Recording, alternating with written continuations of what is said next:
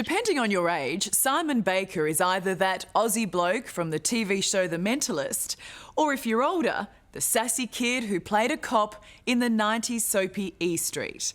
In reality, Simon is one of our most successful and in-demand international actors. He has his own star on the Hollywood Walk of Fame and was even once voted the sexiest man on television.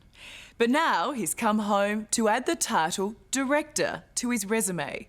His first feature film is an enormous test of his skill, bringing author Tim Winton's iconic novel Breath to the big screen.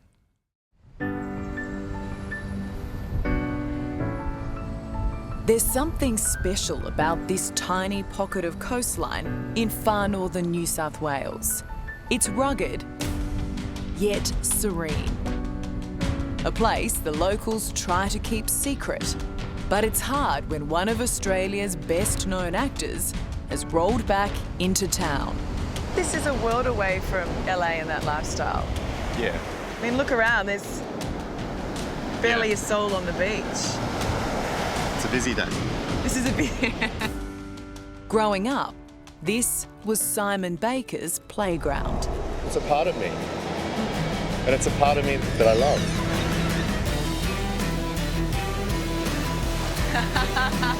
The 48-year-old has brought us back to his beloved beach. Not quite fast enough. Where he spent his teenage years surfing these waves. The reason you were late today was because you were out surfing. Yeah, sorry about which, that. I don't think you're really sorry. I don't think you're sorry at all. Well, you did say, go, we've got plenty of time, we'll be fine. This is Lennox Head. That was where we caught the bus. The corner there. Here. Yeah. Back in the 70s, it was very much a blue-collar, working-class town. This was your house right here? This little house here. And the guy next door to me, he had the smoothest driveway. Well, so he used to let me skateboard up and down it. Lennox is a long way from Los Angeles. I know what you're thinking. You do. Where Simon spent 20 years as one of Hollywood's highest-paid television stars. You're a very, very strange kind of policeman. But in a rather poetic twist, he's come full circle. I'm almost 50. You look back at that period of time, that's Robert Palmer, the rooster.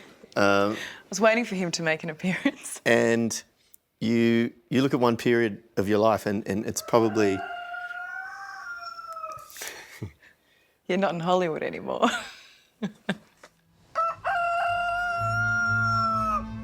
Embracing his rustic roots, it's almost like Simon was destined for his latest role, directing his first feature film. It's not about the thoughts in your head. A story which could so easily be his own. Surrender is what frees you up to be completely in the moment. About a young surfer coming of age in a small coastal town. It's an adaptation of Tim Winton's famous Australian novel, Breath. What a challenge you took on with this. You act, you direct, and you co-produce. I don't think I'd live past next June if I had to keep doing that, but it's fun. The boys break through the frame and we come back over into here. Yeah. So how many sleepless nights? A lot. Yeah, still. No. Yeah. I didn't sleep that well last night. You're worried about this? I was worried about you, yeah. You should be. I've What heard is she about going to you. ask me? Anyway, yeah. All smiles and then straight through. What do you reckon? Hippies. That's what I reckon. Set on a remote beach in Western Australia, the story follows two teenage boys, Pikelet and Looney, who develop an obsession with surfing and hero worship Simon's character, Sando. Ah, here they are.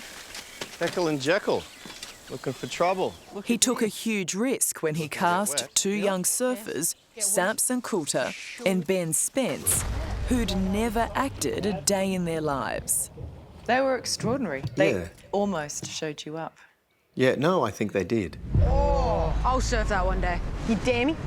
I dare you to dare me. How hard was it to keep them focused on the acting Really hard. when the waves were good? Oh, really hard. Like, are you kidding? It's sort of ridiculous. It's like wrangling cats. They're impossible. I looked over at one point. They're over there grabbing on the electric fence and grabbing onto the other kid and giving each other shocks, like through themselves. You know, I thought, if I can just get that sort of energy between them, we're going to be fine. You're a coward.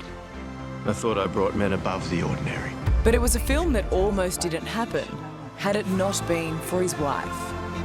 Well, wasn't it something that Beck said to you that got you across the line?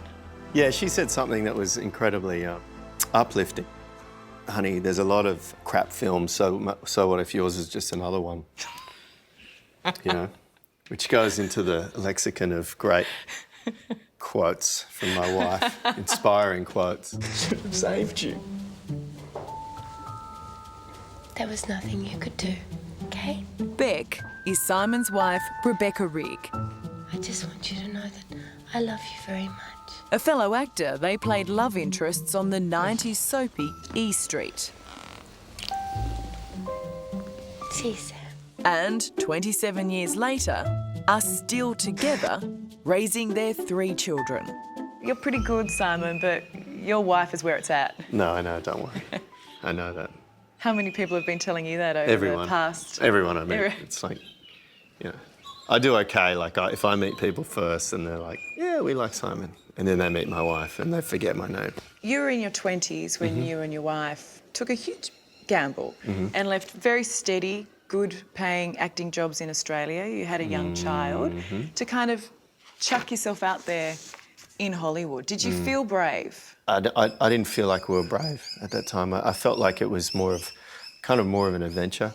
You know, we had a little bit of money. We sort of figured out that if we ate potatoes and rice, that we could probably last 2 months there, and then we could come back. And if all else fails, you know, I could probably, you know, knock on the door and get a job on Neighbours or something. No potatoes and rice for the Bakers. Simon quickly landed a small role in the cult film LA Confidential. You need a drink, kid?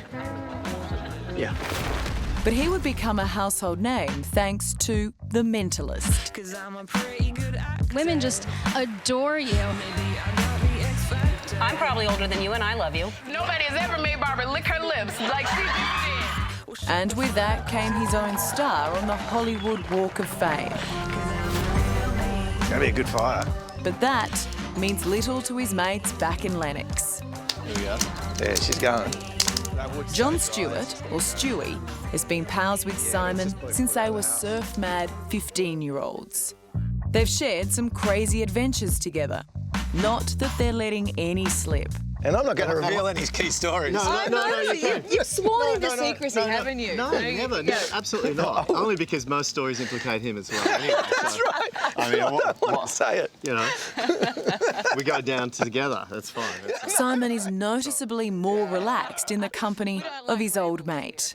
What was Simon like as growing up? He was a thinker. Yeah, he was a thinker, but he also, you know, he wasn't Simon. He was Smiley. So his nickname was Smiley. You know, I liked being around him. Not many people say that. Well, you know, but it's a friendship where it's just easy. You fit right in here. Yeah, your North Coast ways. I say cheers to such cheers. long, great friendships. Yeah, they're good. Yeah, cheers. And Sunset. Not content with reaching the heights of Hollywood, Simon has put everything on the line with his new film, Breath.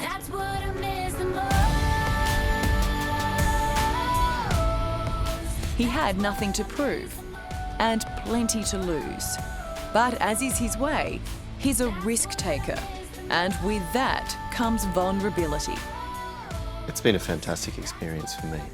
It hasn't been without its problems. You know, it's taken a toll at times on my family life because it's such a big elephant in the room all the time. And now you're just waiting for public opinion. No, I let go. I have to let go. I have to. You're not worried about it though, are you? Yeah, I'm a worrier, Ali. I worry about everything. Look at me. I'm a worrier. You know, the worry's always going to be there. As a person, as a, you know, an artist, as a wanker, whatever. You know what I mean? But I'm not going to let that... Did you just call yourself a wanker? Yeah, probably. And on that note, we're done. I beat you to the punch.